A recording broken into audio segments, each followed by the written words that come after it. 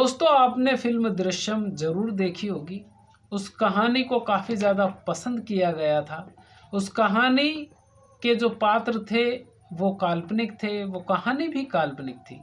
लेकिन आज की जो सच्ची कहानी मैं आपको सुनाने वाला हूँ, ये कहानी रियल है, कहानी के पात्र भी रियल हैं।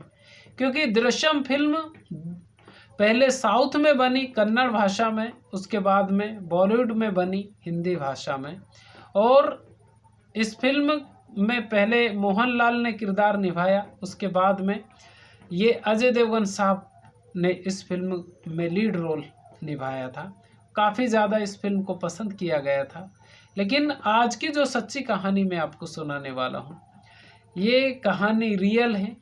और कहा यह भी जाता है कि जब पाप का घड़ा भर जाता है, हमारे हिंदू शास्त्र में यही कहा जाता है कि जब पाप का घड़ा भर जाता है तो फिर या तो वो झलकने लग जाता है या फिर वो फट जाता है। लेकिन आज की सच्ची कहानी में वो जो घड़ा है, उसका जो पानी है, वो झलकने लग गया था, तब जाके ये राज खुला। नमस्कार, मेरा नाम है मोहन अहिरवार और आप देख रहे हैं खबर तमर इंडिया का यूट्यूब चैनल। दोस्तों, चैनल पर पहली बार आए हैं तो चैनल को सब्सक्राइब जरूर कर लीजिएगा। और आज की जो सच्ची कहानी है, ये हाथरस ज़िले की है, उत्तर प्रदेश के। और उत्तर प्रदेश के हाथरस ज़िले में एक थाना क्षेत्र पड़ता है, उसका नाम है मुरसान। मुरसान थाना क्षेत्र के गिलोंदपुर गांव की ये कहानी है। और गिलोंदपुर गांव में एक परिवार रहा करता है और उस परिवार के मुखिया का नाम था बुद्ध सिंह। और बुद्ध सिंह के 4 बेटे, 4 बेटों में सबसे छोटे बेटे का नाम पंजाबी सिंह। पंजाबी सिंह 1 जुलाई 2024 को हाथरस के डीएम कार्यालय में जाते हैं और एक शिकायत दर्ज करवाते हैं और डीएम साहब से कहते हैं कि साल 1994 में जब पंजाबी सिंह की उम्र, यानी वो खुद कहते हैं कि जब उनकी उम्र 9 साल की थी, महज वो 9 साल के थे, तब उनके पिता का कत्ल उनके 2 बड़े भाइयों ने और उनकी माँ ने और गांव के एक धनी व्यक्ति ने मिलकर कर दिया था। और उनके पिता का जो बॉडी है वो उनके ही घर के आंगन में दफना दी गई थी। और इस बात को हो गए 30 साल। और अब जो पंजाबी सिंह है, जो फरियादी हैं, वो उनकी उम्र 39 साल हो गई है।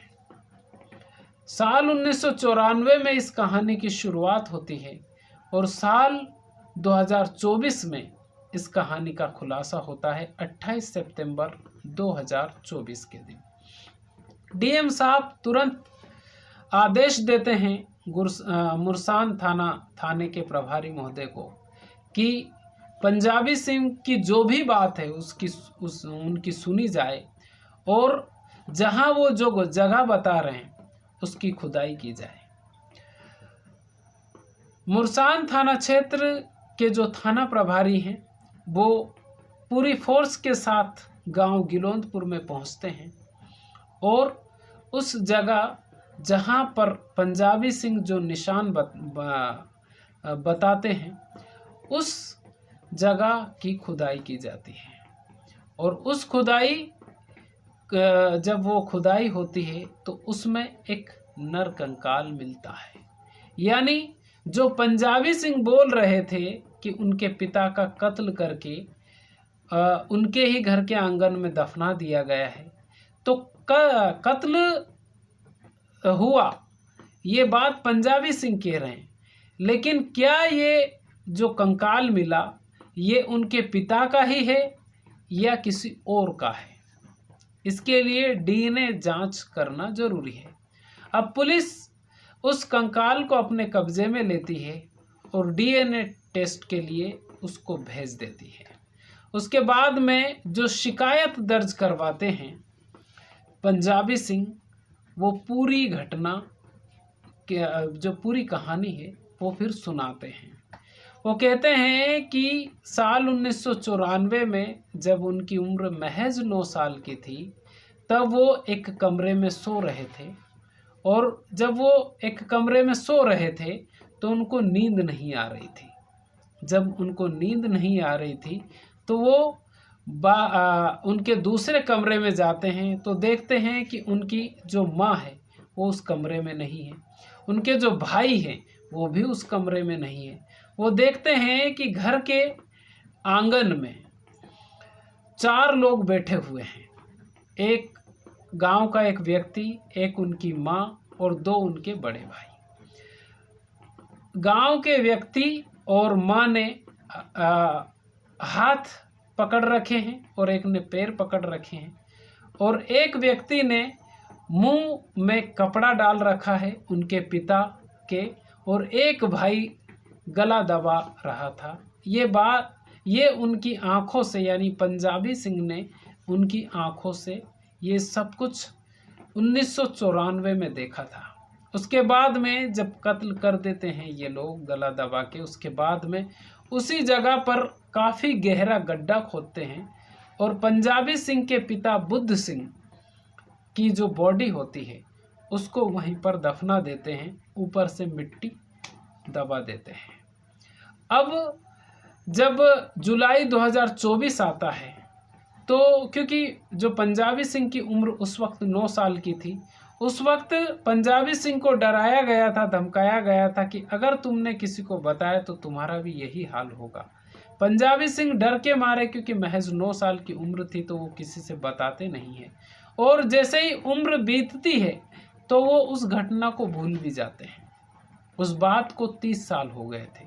लेकिन जुलाई 2024 में उनके 2 बड़े भाइयों और उनके बीच में प्रॉपर्टी को लेकर कुछ विवाद होता है।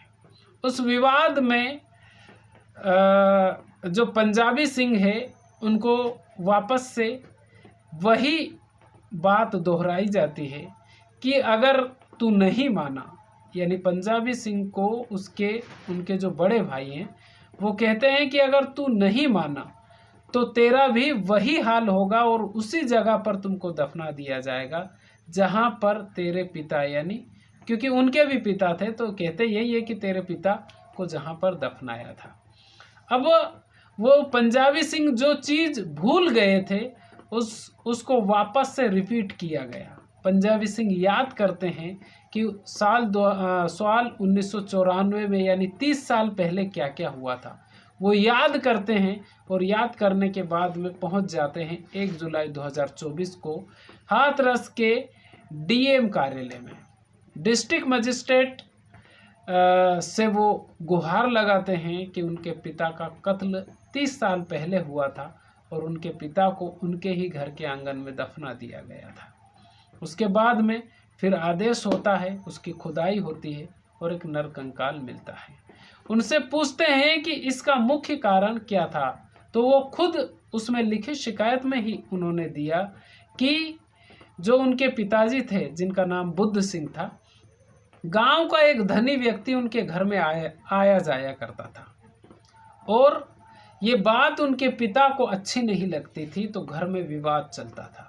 वो विरोध करते थे कि ये व्यक्ति, क्योंकि उनकी माँ के पास वो आया जाया करता था, तो पंजाबी सिंह को ये बात बिल्कुल भी अच्छी नहीं, पंजाबी सिंह के पिता यानी बुद्ध सिंह को बिल्कुल भी अच्छी नहीं लगती थी, और इसी का विरोध पंजाबी सिंह के पिता बुद्ध सिंह ने किया और फिर उनका प्लान बनाकर उसमें उनके बड़े भाई भी शामिल हुए, उनकी माँ भी शामिल हुई और वो जो गांव का धनी व्यक्ति था वो भी उसमें शामिल हुआ और उनका कत्ल कर दिया गया। अब जो ये जो आज यानी 28 सितंबर को जो खुलासा हुआ है, इस कंकाल का डीएनए करवाया जाएगा, पंजाबी सिंह से मैच करवाया जाएगा या फिर उनके भाइयों से डीएनए मैच करवाया जाएगा और ये साबित किया जाएगा कि हाँ, ये जो नरकंकाल मिला है ये बुद्ध सिंह का ही है। उसके बाद में फिर इसके ऊपर आगे की कार्रवाई की जाएगी। लेकिन हाथरस जो ज़िला है उसमें हड़कंप मच गया है और हड़कंप भी क्यों न मचे, क्योंकि दृश्यम से भी ये खतरनाक कहानी है। दृश्यम तो एक काल्पनिक कहानी थी, लेकिन ये रियल कहानी है। और इसका जो पार्ट, क्योंकि आप इस कहानी को आप मान लीजिए कि ये पार्ट 1 है हाथरस कहानी का। तो जैसे ही डीएनए जांच आएगी उसके बाद में और भी इसमें खुलासे होंगे, तो मैं आपको इसका पार्ट 2 भी ज़रूर सुनाऊंगा। दोस्तों, इस कहानी को सुनाने का मकसद, क्योंकि कहा यही जाता है कि जब पाप का घड़ा भर जाता है तो झलकता है। अब यहाँ पे विवाद हुआ तो उनके भाइयों ने खुद उनके मुंह से कहा कि तुम्हारा भी वही हाल कर देंगे, तो बात वही हो गई ना, क्योंकि पाप बोलने लग जाता है, और यही बात हुई। तो दोस्तों, इस कहानी को सुनाने का मकसद किसी के दिल को ठेस पहुंचाना नहीं, बल्कि आपको जागरूक करना है। ये वीडियो आपको कैसा लगा आप हमें कमेंट करके ज़रूर बताइए। चैनल पर पहली बार आए हैं तो चैनल को सब्सक्राइब जरूर कर लीजिएगा। खुश रहिए, अपने माता पिता का ख्याल रखिए। अगर आपके घर में आपके दादा दादी हो तो 24 घंटे में 1 घंटा आप उनके पास जरूर बैठिए, क्योंकि वो जो आपको नॉलेज दे सकते हैं, वो जो आपको संस्कार दे सकते हैं, दुनिया की कोई यूनिवर्सिटी, कोई स्कूल, कॉलेज ऐसे संस्कार नहीं दे सकते जैसे संस्कार हमारे घर के बड़े बुजुर्ग दे सकते हैं। तो खुश रहिए और अपने स्वास्थ्य का ख्याल रखिए। शुभ रात्रि। बहुत बहुत धन्यवाद आपका।